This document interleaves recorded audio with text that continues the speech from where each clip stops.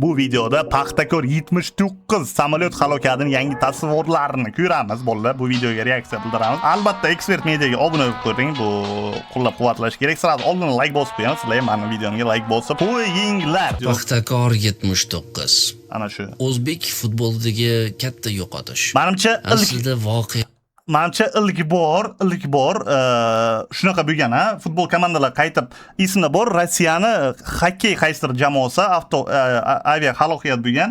Menimcha imенно futbol jamoalaridan bir ilk bor, faqat Paxtakorda shunaqa bo'lgan 74. Qanday sodir bo'lgan?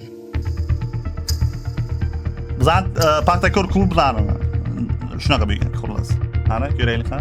O'sha payt nerealni kuchli bo'lgan, bilasizlarmi? Paxtakor o'sha payt nerealni kuchli bo'lgan. Xronologiyasi. Kimlar o'ynagan bularni qaranglar.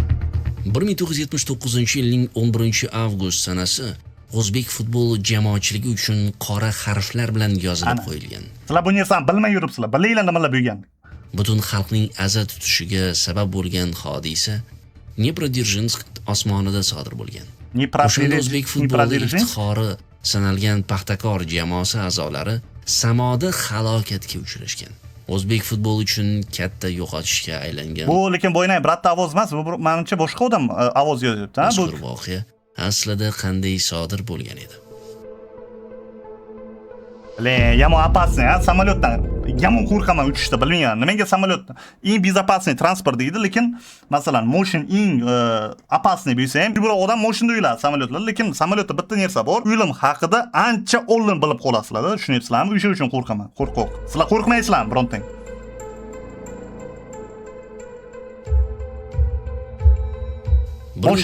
Motionda reski bo'lsa, bu yerda, bilasizlar-da, masalan, yoki nimadir bo'lib qolsa, ancha oldin bilib, shu narsani o'zida o'lib qolasiz. 9-yilning 11-avgusti Toshkent vaqti bo'yicha soat. Bu video 10 yil oldin chiqqan. 2 yil oldin-ku, nima yollayapsizlar 10 yil oldin deb? 3 dan 35 daqiqa o'tgan. Shu lahzada Toshkent Guryev Donetsk Minsk reysida parvoz qilayotgan Tu-134 samolyoti Chelyabinsk Kishinyov reysini bajarayotgan shu rusumdagi boshqa samolyot bilan to'qnashib ketdi. Fojia. Ikkita samolyot to'qnashib ketdi. Yerdan 8400 metr balandlikda yuz berdi va ikki samolyot bortida bo'lgan 178 kishi halok bo'ldi. Ular orasida o'sha vaqtda O'zbek futbolining faxri hisoblangan Paxtakorning 17 nafardan iborat tarkibi ham bo'lgan. Afsuski, dispetcherning xatosi ikkita man boshqacha eshitganman. Men o'ylaganman, bu vzlyot bo'lgan payti nimadir bo'lgan. Bu tepada nima deydi? 100 ga yaqin inson to'qnashmagan raketada urib, yo'q, aytibdi-ku. Bu hayotdan olib ketdi.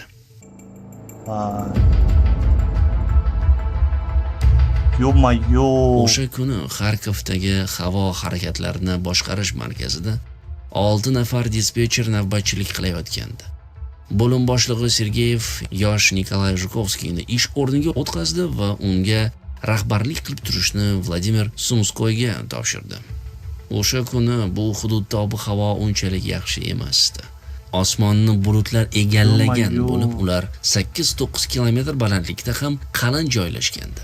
65-735 bort raqamli Tu-134 samolyoti Moskva vaqti bilan soat 13:11 da Donetskdan havoga ko'tariladi.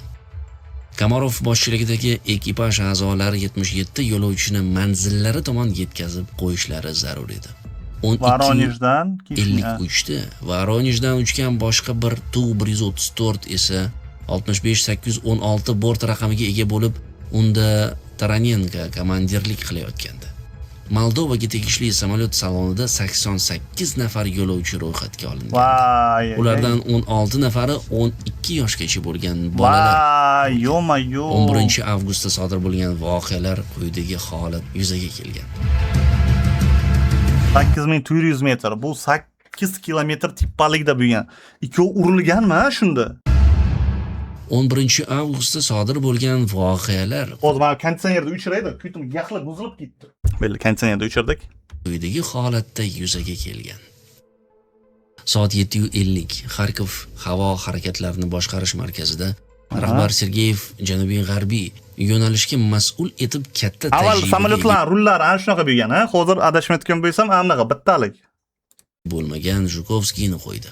Uning harakatlarini nazorat qilishni esa birinchi klassli dispetcher Sumskoyga topshiradi. Vaholanki bu hudud sobiq SSSRda samolyotlar eng ko'p uchib o'tadigan yo'lga ega edi. Odatiy kunlarda ham ushbu joy osmonida boshqa hududlardan ko'ra ish ancha qizg'in bo'lardi. Soat 13:17 Moldovaga qarashli Tu-134 samolyoti Xarkov markazi bilan aloqaga chiqdi. Komandir 9600 metr balandlikni egallashni so'radi, lekin Zhukovskiy unga bu yo'l band bo'lishini aytib, rad javobini berdi. Keyin esa aloqaga Minskka tegishli bo'lgan Tu-134 chiqib, komandir Komarov samolyot 5700 metr balandlikda ekanini aytib, o'zi uchun belgilangan 9600 metr masofaga ko'tarilishni so'radi. Har ikki samolyot yo'nalishi Dneprodzerzhinsk tumani osmonida to'g'ri. Yomon, strashniy, baribir samolyotdan. Lekin oradagi farq 1 daqiqani tushuntirib bermaydi. Biroq Zhukovskiy hisobda adashib ketadi hamda ikki samolyot uchib o'tish farqi 3 daqiqa deb belgilab oladi. Shu sababli bu degani bo'lganda, dispetcherlar xatosi bo'lganda, 7200 metr balandlikni egallashga buyruq beradi. Soat 13:34 Minsk ekipaji 8400 metr balandlikka ko'tarilishga buyruq oladi hamda navbatdagi buyruqni kuta boshlaydi. Chunki bu yo'ldan Il-62 uchib o'tishi lozim edi. Va Zhukovskiy yana bir xatoga yo'l qo'yadi.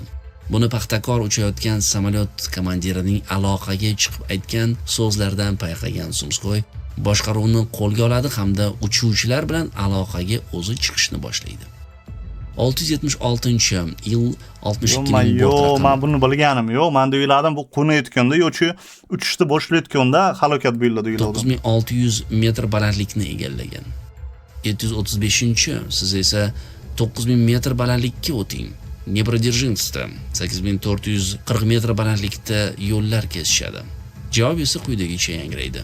Tushundim, 8400. Sumskoyning xatosi shunday bo'lganki, u javobni qaysi samolyot komandiri aytganini so'rab, tasdiqlatishni esdan chiqargan. Mana bitta samolyot urilgandimi? Qizil bilan kuk. Shunaqami? Ikki dispetcher buyruqni kim bajarganini so'rashni yoki lokatorga qarab samolyotlar qaysi yo'nalishda harakat qilayotganini tekshirishni unutishgan. 95 daraja burchak ostida 65916 raqamli Tu-134A shu rusumdagi 65735 raqamli boshqa bir samolyot bilan to'qnashib ketadi. Har ikki samolyot o'z unaqa bo'lmaydi-ku. Yo'q, bir oy oldinmi, ana xabar ko'rdim. To'g'ri, sal qo'lli ikkita samolyot urilishiga yana. Uchuvchilari qalin bulut tufayli ataylab dispetcher yo'q, ataylab samolyotni barcha prosta e'tibor bilan qaramagan. Ega bo'lishmagan. 8300 metr balandlikda Moldova samolyoti Minskka qarashli samolyotning qanot qismiga kelib urilgan. Komarov Voy-yo-mayo. uchayotgan layner boshqaruvini 4500 metr balandlikkacha germatizatsiya buzilgan holatda ham ushlab turgan. Biroq shundan keyin yo-mayo, qaranglar, samolyot urilyapti. U dalshi boshqaryapti, qanday uni bilish? Endi samolyot keskin ravishda qulashni boshlagan. Halokat to'g'risida birinchi bo'lib o'sha payt havoda bo'lgan An-2 samolyoti ekipaji xabar beradi. Kurilovka hududida qulayotgan samolyot qismlari ko'zga tashlanmoqda. Menimcha bu Tu-134 parchalari. Ikki laynerning 8400 metr balandlikdagi to'qnashuvi natijasida 178 nafar inson halok bo'ldi. 9 oydan keyin bo'lib o'tgan sudda Zhukovskiy va Sumskoy ustidan sud qarori e'lon qilindi. Ular umumiy rejimda 15 yildan ozodlikdan mahrum etildilar. Boshqa javobgar shaxslar esa suvdan quruq chiqishgan. Ushbu halokatdan juda ko'pchilik o'zini yo'qotib qo'ygan, chunki o'sha mavsumda Paxtakor ishonchli o'yin ko'rsatib, yuqori o'rinlardan shunaqa eshitdim. Haqli juda ham legendarniy sostav bo'lgan, bilasizlarmi? Bilmayman, bu spetsialni qilinmagandir. Ligini isbotlab kelayotgandi. Hatto ba'zi mutaxassislar jamoaning yaqin yillar ichida Yevrokuboklarda o'ynashi mumkinligi to'g'risida taxmin qilayotgandi. Juda legendarniy sostav bo'lgan. Fojia oqibatida nafaqat ko'plab insonlar halok bo'lgan. Yo'q, bo'ldi, balki bu o'zbek futbolining rivojlanishiga ham o'zining salbiy ta'sirini ko'rsatdi.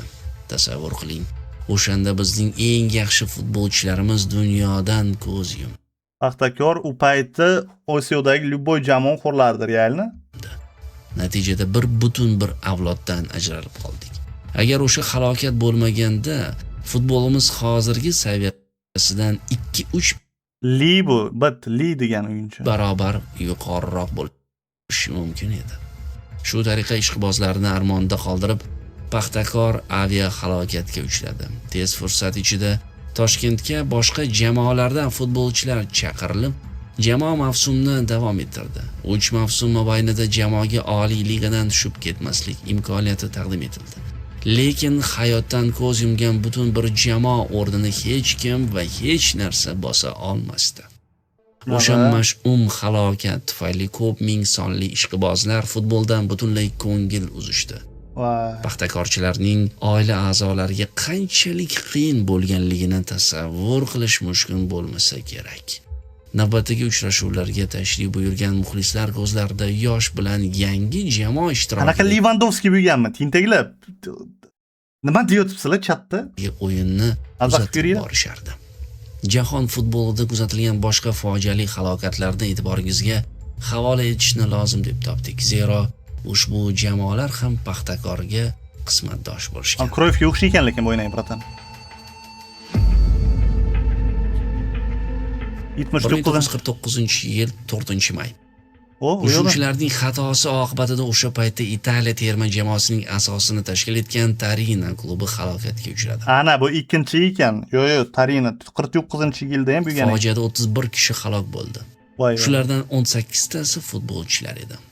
10 nafari terma jamoa o'yinchilari, shuningdek jamoa rahbariyati, 3 jurnalist va 5 nafar ekipaj a'zosi hayotdan ko'z yumdi. 1960-yil 16-iyul Kastrup shahar aeroportiga noqulay qo'nish chog'ida Daniya termasining ikkinchi tarkibidan 8 nafar futbolchi Kasilyasga o'xshaykan, brat. Dunyodan ko'z yumdi. 1961-yil 3-aprel oradan 1 yil o'tmasdan Chili 1-divizionida Voy, yo'qda juda ko'p halokat bo'lgan ekan. Faoliyat ko'rsatayotgan Green Cross klubi o'z taqdiriga bitilgan fojia bilan to'qnash keldi. Safardagi o'yindan qaytish chog'ida jamoa Las Timos tog'idan o'ta olmadi. Shuningdek, Strongest, Liquid, Allianza, Surinamdan bo'lgan va Gollandiyada to'p tepgan 23 futbolchi, Zambiya terma jamoasi hamda Braziliyaning Chapecoense jamoalari aviahalokatdan jabr ko'rganlar qatorida zikr etiladi. Ushbu jamoalarning ba'zi futbolchi va a'zolari halokatdan qutulib qolishgan. Aks holda jahondagi ishqibozlar Bobby Charlton, Matt Busby singari insonlarni keyinchalik millionlar o'yini atrofida ko'rmagan bo'lishardi.